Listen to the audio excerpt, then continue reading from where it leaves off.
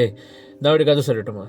ആ പിള്ളേരുടെ കൂടെ കുറച്ച് നേരം ഒരു വർക്കൊക്കെ കഴിഞ്ഞിട്ട്, ഒരു പ്രോഗ്രാമൊക്കെ കഴിഞ്ഞിട്ട് അല്പം ഇടവേള കിട്ടിയപ്പോൾ ഈ അധ്യാപകരെല്ലാം കൂടെ വട്ടത്തിരുന്ന് കുറച്ച് കാര്യങ്ങളൊക്കെ സംസാരിച്ചുകൊണ്ടിരിക്കുക.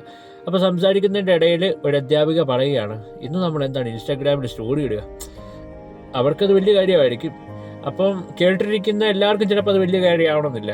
ഒരു തമാശ രൂപേണ കൂടെ ഇരുന്ന അധ്യാപകൻ പറഞ്ഞു, നിങ്ങളിപ്പോൾ ഇതിനെക്കുറിച്ചൊക്കെയാണ് സംസാരിക്കുക, നാളെ മനുഷ്യൻ എങ്ങനെ ജീവിക്കുമെന്ന് അറിയത്തില്ല, അപ്പോൾ ഈ ചെറിയ കാര്യങ്ങൾ ഇൻസ്റ്റാഗ്രാമിൽ സ്റ്റോറി ഇടുന്ന കാര്യത്തെക്കുറിച്ചൊക്കെയാണോ സംസാരിക്കുകയെന്ന് അധ്യാപകൻ ചോദിച്ചു.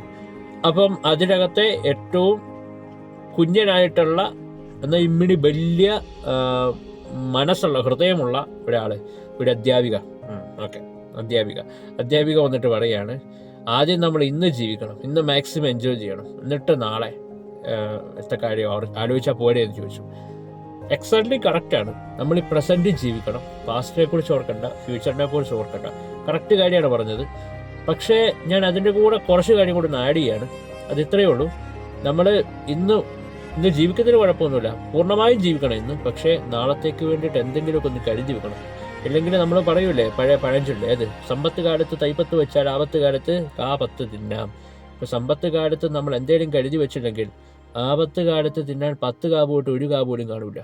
അപ്പോൾ അതും കൂടി ഒന്ന് മനസ്സിൽ വെച്ചിട്ട് നമ്മൾ ഇന്ന് തന്നെ ജീവിച്ചോളൂ, പ്രസൻറ്റ് ജീവിക്കും.